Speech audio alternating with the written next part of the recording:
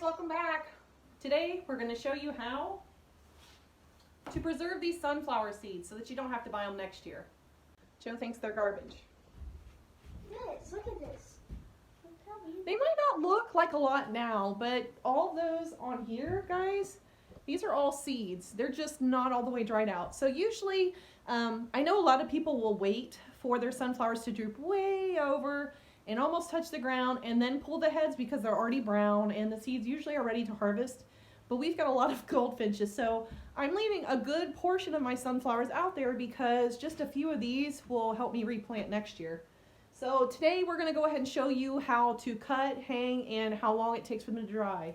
So usually you want to wait until, my helper here, till you see how the back is green. I can hide now. You see how the back is green? You want to wait for that to be all the way brown. That's a good way to indicate that your plant is all the way dried out. And while we've cut ours a little early, I'm probably going to dry mine and hope that the mice and any other rodents out here don't get to them. So we're going to go ahead and get that done. Let's go and get these strung up, and then I'll show you what I'm going to use to hang them from the ceiling here in our, not quite sure what it is yet, room in our barn. So let's get to it, guys. Got a lot to do.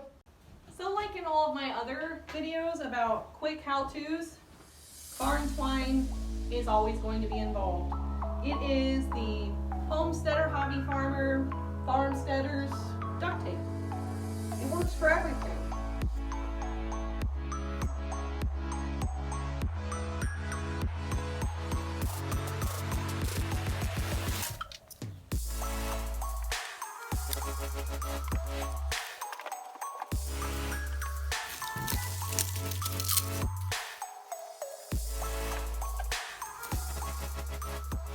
I really love to upcycle things, and I tend to keep things that I think I can use later on, whether I use them or not. And what I have here is actually an old mattress support for Josie's crib.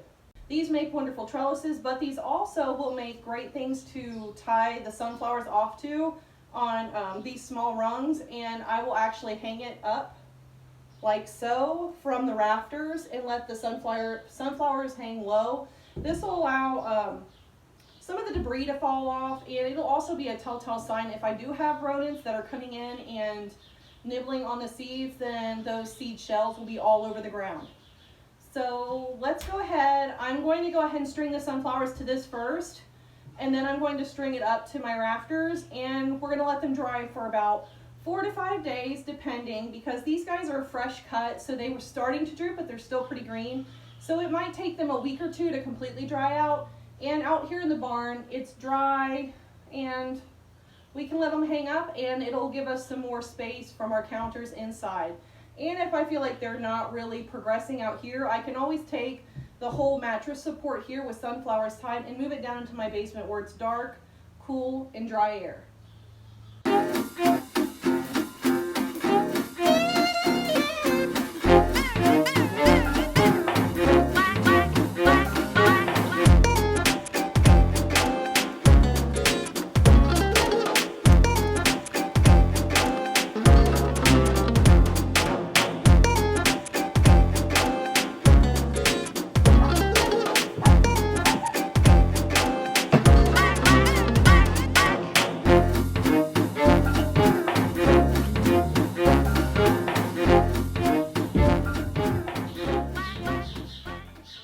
Alright, it's a little hot out here, but we got it done. So you guys can see they're all hung up there, and you can tell this room is kind of new to us and we're not really sure what we're doing with it yet, but I think it's going to work out really well as like a potting area and for me to do things with propagating seeds, starting seeds, drying out seeds, things like that. Now, for rodents and birds that are constantly in my barn area, this might be a little bit of a learning curve. But for now, I think this is going to do a really good job for what we want it to do. So I'm going to give these guys about 4 to 5 days and see where they're at.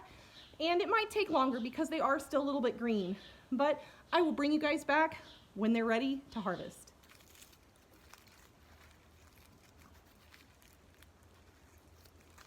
All right, we're back with our sunflowers. Do you guys want to guess how long it's been? If you guessed it's been over a week, you're pretty darn close. So the last time you saw me, it was a Saturday. Now it's been a Saturday and it's the Tuesday of the week after.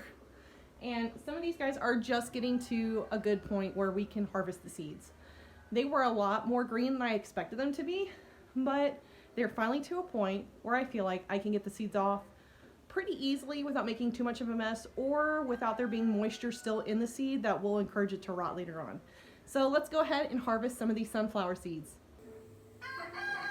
Sadly, I wasn't as organized as I wanted to be with this, so I will be able to tell my mammoth-sized sunflower heads apart from the medium and the smalls. But that's about the most that I'll be able to do outside of like teddy bear sunflowers, because they're very specific and unique looking. If you've never seen a teddy bear sunflower, it looks like this. Beautiful, huh? And they are my absolute favorites. So I'm gonna go ahead and start de-seeding these sunflower heads, and then we'll package them up in separate bags labeled for large, medium, and small. So you can tell this is a medium sized, and if you look really closely, you can tell that these seeds are pretty much dry and ready to come out. So I'm going to go ahead and remove some of this top debris, which most of the time it'll come off real easy, and you guys can see the seeds are already wanting to come loose. So there's your seeds for this.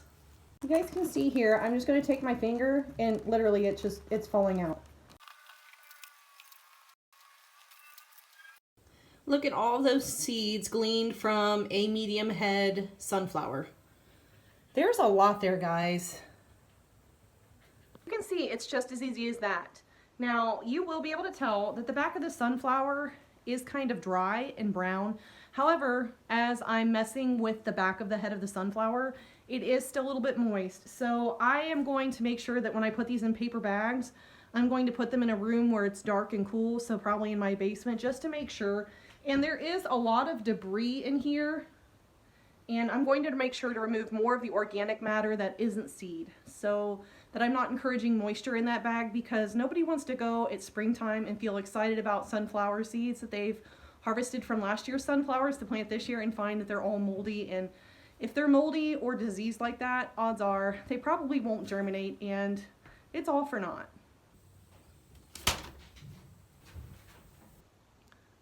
Not bad for only a couple of sunflower heads.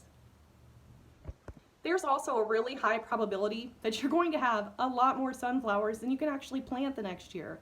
So if you only want to plant a small amount, but you have an abundance of sunflower heads, harvest those seeds, because they can make great gifts for your friends and family.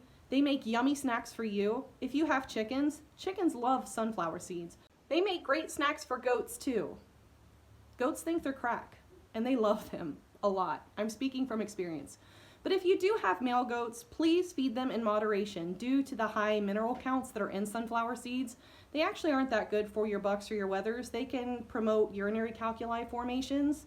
You could also use these for fun snacks for your local wildlife. Squirrels, birds, raccoons, just about anything likes them. And especially in the dead of winter, I'm sure that your local wildlife would enjoy these little snacks that are really high in protein and pack a lot of minerals with them.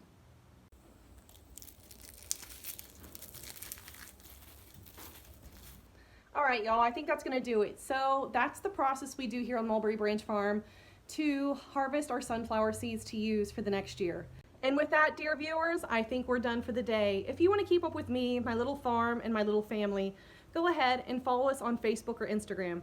We post there almost on a daily basis. If you're interested in that, there's going to be links down in the description below.